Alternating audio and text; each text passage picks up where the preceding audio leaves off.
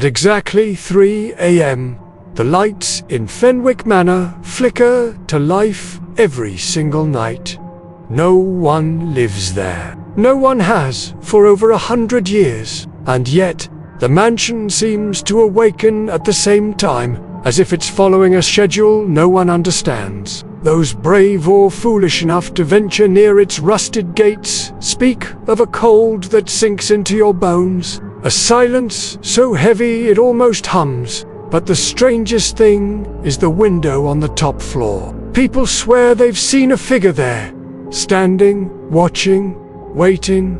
Fenwick Manor is not just another abandoned estate. It's a cursed relic of a forgotten era, and its story begins long before the lights began to flicker. In 1876, railroad magnate Edmund Fenwick commissioned the construction of the manor, an architectural marvel meant to display his power and wealth. The mansion was built with imported marble, stained glass from Europe, and a grand staircase carved from a single oak tree.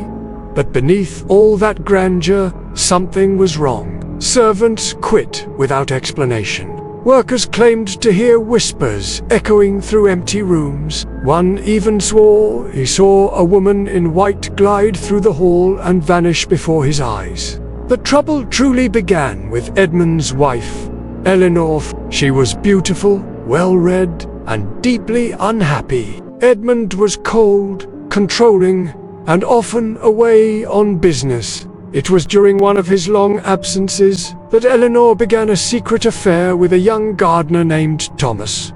Their love was passionate and doomed. When Edmund returned earlier than expected, he found them together in the garden. Within hours, both Eleanor and Thomas were dead. The coroner ruled it a murder-suicide, but whispers of foul play spread like wildfire. After their deaths, Fenwick was never the same. He shuttered half the mansion, dismissed most of the staff, and spent his final years locked in his study. He spoke to himself. Some said 2 voices that weren't there. One night, his butler found him dead, slumped over his desk, his eyes wide open in terror. No one ever figured out what he saw in his final moments.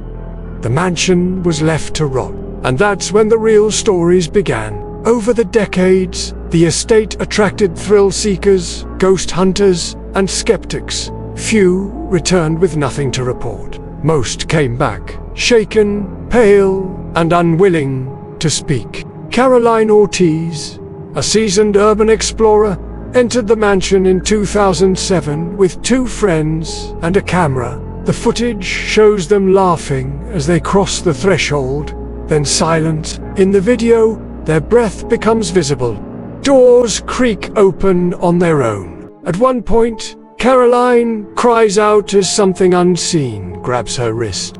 The mark it left was a perfect handprint to see. Retired Deputy Sheriff Harold Miller still remembers his nights patrolling the property. We'd get calls all the time, he says. Kids dared each other to go in. People swore they heard screams. But what haunted him most was the night he and 2 other officers went inside to investigate a break-in.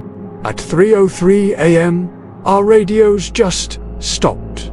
No static, no noise, just dead silence. Then one officer started vomiting uncontrollably. The other said she heard someone whisper her name from the attic. But the most chilling encounter was recorded in 2014 by a professional paranormal investigation team.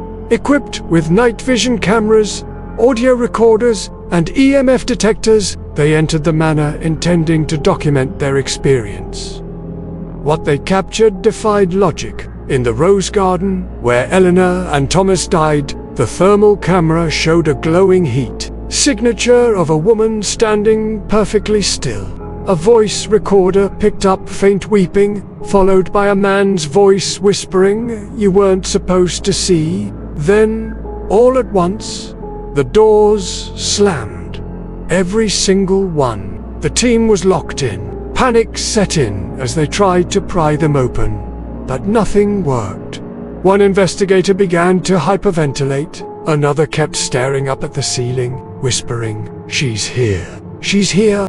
Their final piece of footage ends in complete darkness, then a scream, so raw and primal that it stops viewers in their tracks. When the crew was eventually found, they were huddled in the basement, disoriented and trembling. They never spoke publicly again. Despite all of this, the fascination with Fenwick Manor has only grown. Paranormal podcasts, YouTube channels, and late-night radio shows keep the legend alive. Locals have tried to petition the city to tear the mansion down, but every effort ends in red tape, mysterious delays, or sudden funding issues. Some believe the curse extends beyond the property, that once you speak its name, something hears you.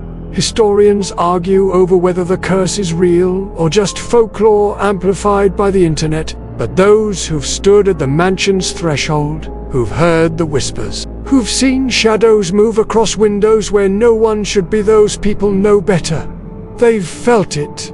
The house doesn't just remember, it wants to be remembered.